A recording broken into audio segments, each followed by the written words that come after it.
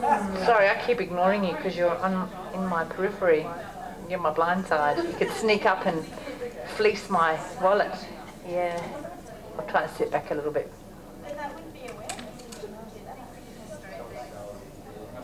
It's funny when you do a lot of big 360 ATMs, you do feel like your world, you know, normally our world stops here. You get this feeling like your world is.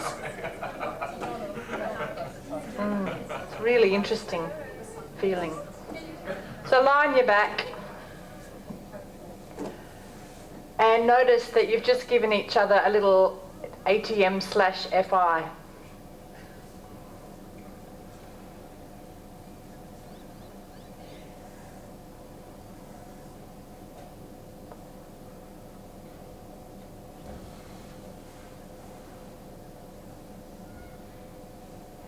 And it might have had an influence.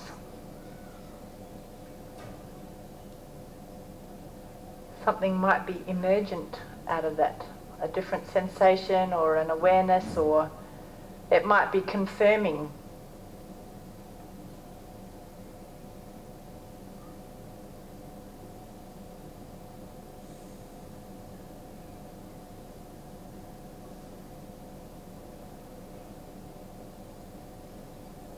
And how are you going with getting this sense of where your legs start and where your legs finish?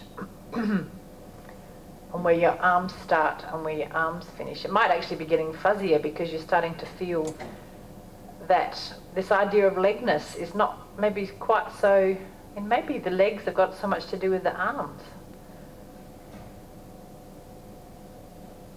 Who knows? Okay, come up to sitting. And have your, let me just think, let's see which way I'm going to go with it, right legs and left legs. Have your left leg out straight and your right leg bent up so the foot's on the floor. Interlace your fingers and put it behind, like in that crease of the knee, so at the end of your thigh bone. And now slowly push your right heel away from you in different directions and just go slowly so you can slide it on the floor, as if you kind of feeling, using the heel to, you know, you're on the, there's a nice image in this, the person who taught this lesson, of pushing sand away, so that you're on the beach and you're pushing the sand away with your heel.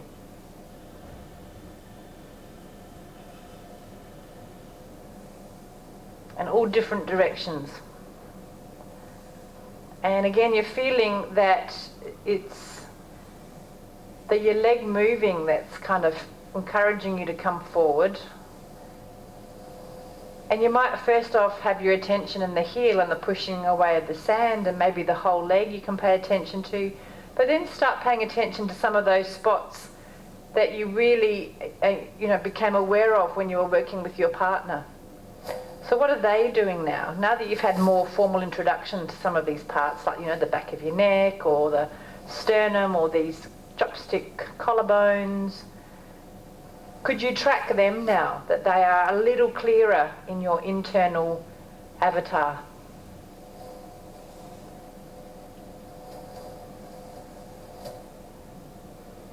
And the toes get pulled up so that it's really the heel pushing away. Can you feel the weight shifting on your buttocks? Your head's free to move.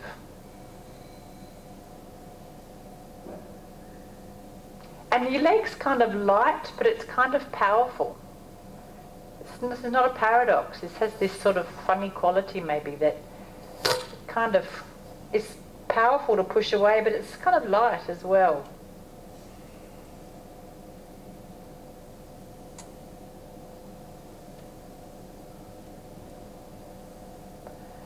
Leave that. Just sit for a moment. You don't have to lie down unless you're desperate, because you'll only have to get up again.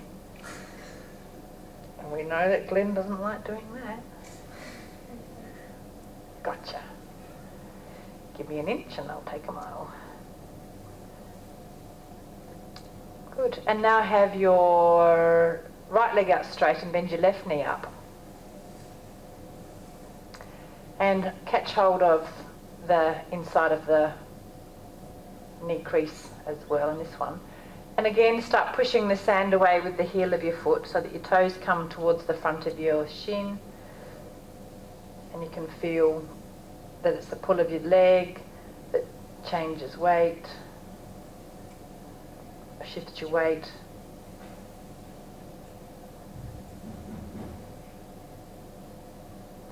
Now could you play around with, we talked about this plane of movement where your limb turns around itself. Could you have your leg kind of turn inward so that it pushes and your toes are sort of going inward? And then you can push and your toes can go outward. So that you're actually twisting your hip, turning your hip in the hip socket in different directions. So you could go, towards the outside and your leg could rotate more, or it could go to the outside and your leg could rotate in more. How many possibilities could there be?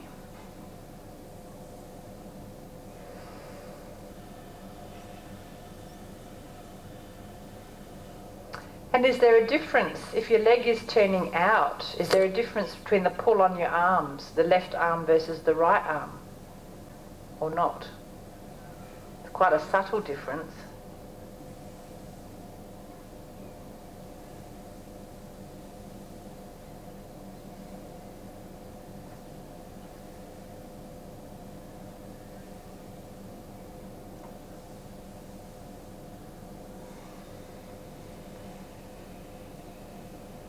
The next time your leg is sort of pushing away from you to the outside, and have it turn outwards as well, and feel that your left elbow is actually a bit softer, and it could go a little bit towards the floor.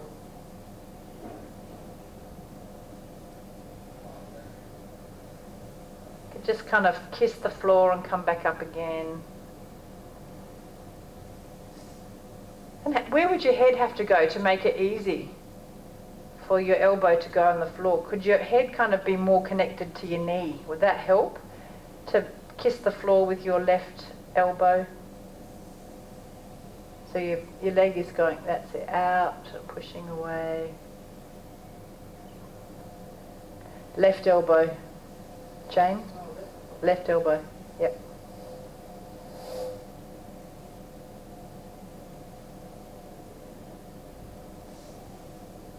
Your head, the lower your head, the easier it is for your elbow. And then could you find a way where actually, it would just be easier to just roll around your left elbow, find a way to get your head on the floor and lie down. And then your legs could come up and you could control, what would you have to do to control, apart from gripping with your tummy like crazy? And then lie on your back and rest, just rest.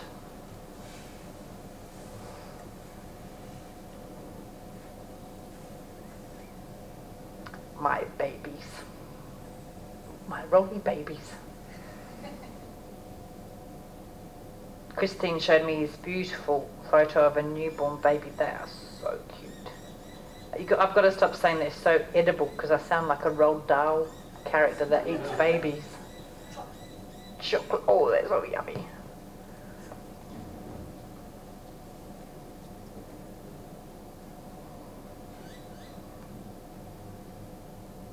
And now, bend both knees up, have your right knee standing and catch hold of the back of your left knee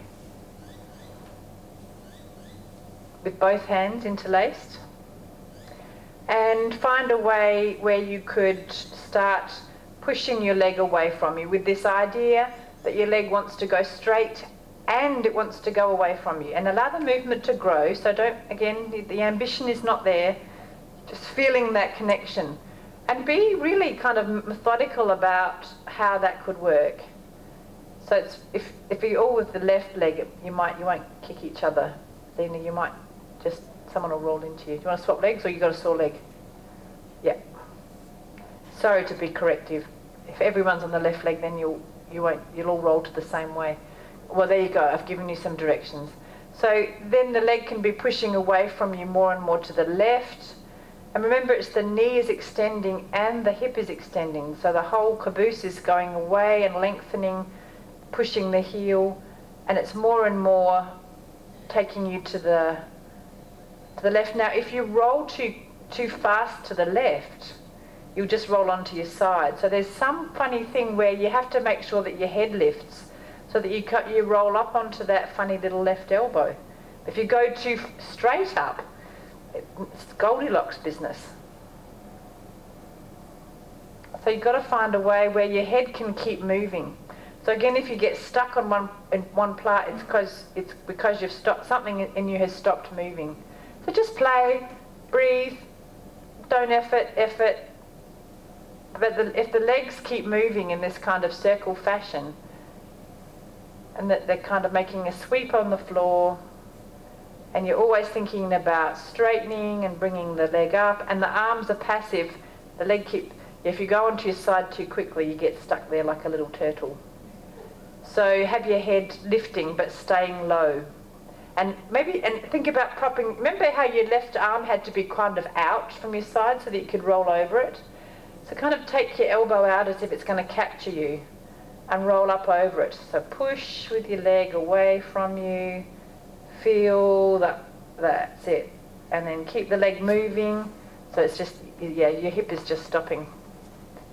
So if your hip keeps moving when you get to there, keeps moving, it will just pop you up. And think about your leg being out, rotating out. Remember when you came down from sitting, your toes were pointing more to the side? Yep. And then when you're sitting up, could you go back down the same way? Some of you already are. Which means that you lower your head and then you kind of use the power in your pelvis to lower yourself back onto your left elbow and around.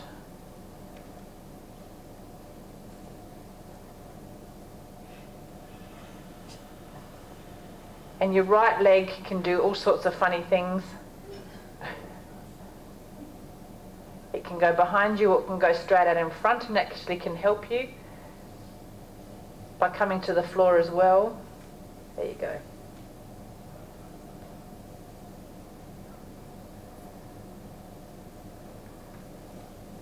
And then if you're, kind of bored with that, you can make it go really slowly so that you're not using momentum. So it could be reversible. So your leg comes around early. So if it keeps going around that way and then goes, okay, so then you get stuck on your shoulder. Okay, yeah, it's this one. Okay, try again, let me just see. Oh, there you go. You got it. Shut up, Susan. And then once you're sitting up, you could just swap hands and go down the other side.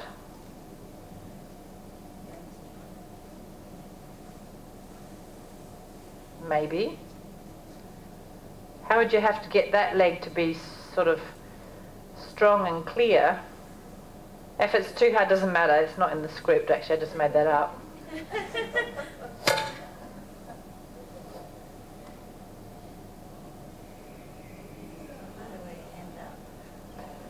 It doesn't worry me. If you end up in Adelaide, I'll put the kettle on for you. I don't mind.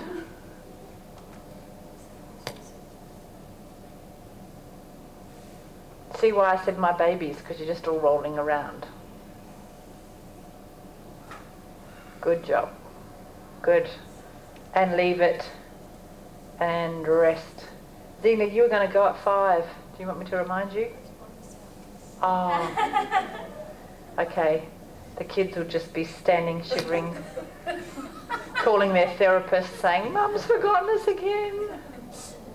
Give them Carol's number. Yeah. Mandatory reporting. Here, do you ring here? Parental neglect. Oh, just go to shops. Oh. Good. And yeah, that's a problem at home as well. Such a queue. But my poor mother, who's 78 and has been driving Meals on Wheels for 35 years or something, has to have a police clearance because she's working with vulnerable older people. And she's just said... She doesn't have to have a working with children. Does she have a history of violence? Totally. Look at me. Look at this. Explains Just everything. that's why I asked. Exactly. And her and her friends have just said, stuff up. We're not doing it. We're not getting a police clearance. We're volunteers. So there you go. Very interesting. So lying flat on the floor, feeling immense satisfaction that you've done a big day's work.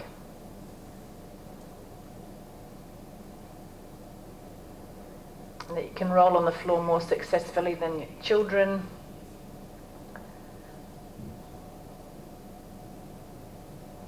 So again, thinking, sensing, feeling your legness,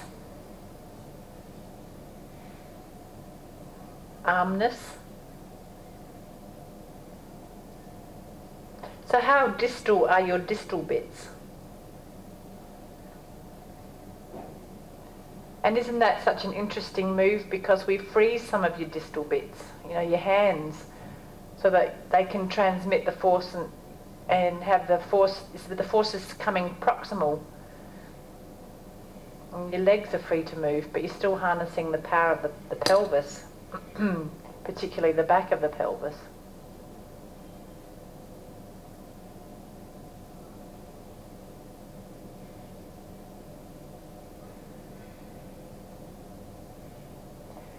And, you know, with that move, I always think if you really want to teach somebody how to have a really powerful, well-coordinated, yet flexible and supported trunk, they're the kind of things that kind of trunk can do. Because in any moment, if that movement is slow and reversible, it means that you're looking after and taking care of your spine and using it in the best way as what it's meant to do, which is a lever, a very long lever,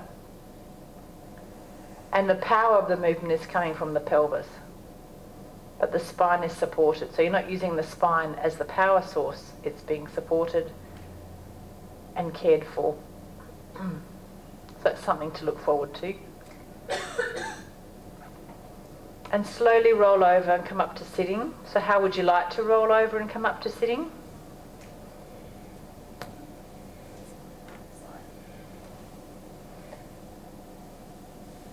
Liz is just doing a slide up.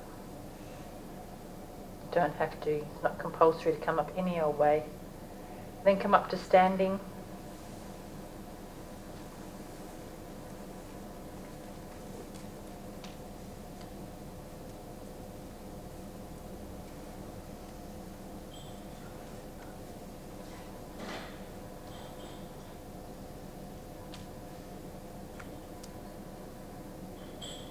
And how does it feel?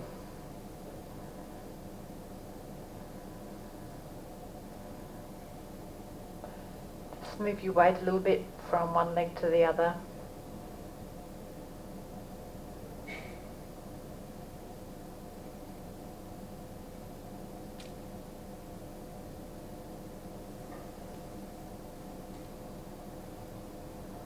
Maybe move your weight from your heels to your toes and back, so swaying forwards and backwards.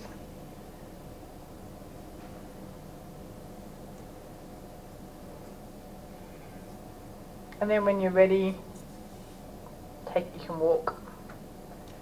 You may walk.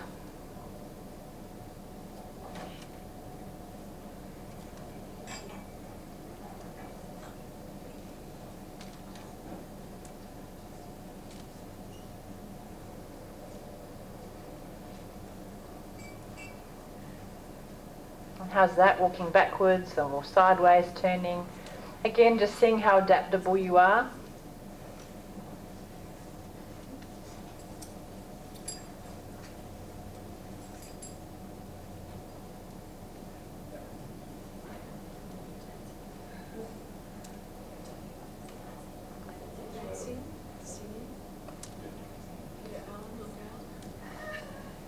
Peter Allen? He did. He moves really well now. Yeah. Just following him. He's over there. He's Mr. Ninja with a thing up his pelvis. Good. Yeah, stop. Stop there. Yeah, sorry. All right. So, well, you don't mind an early minute, do you? I don't feel the need. Sorry. Hey, now speaking of early minutes, tomorrow, please, could we finish at 5? Do you think, or 4:45? Now, if you feel diddled, we can start at 10, or we can have a shorter lunch. A shorter lunch. So I'm happy to do that because I don't want you to feel like you haven't got your value. Yeah, that's right. That's right. Yes, you can make time fly. That's the levitating lesson. When you sit on the clock and it rises in the air. What year is that one? What year is the time fly? Yeah. Oh, you're going back to the future or something on your clocks. No, I just thought you were going to teach us that at some point. Yeah, I will be. Turn back the clock. We could make as many funny jokes about clocks as you like. All right, so...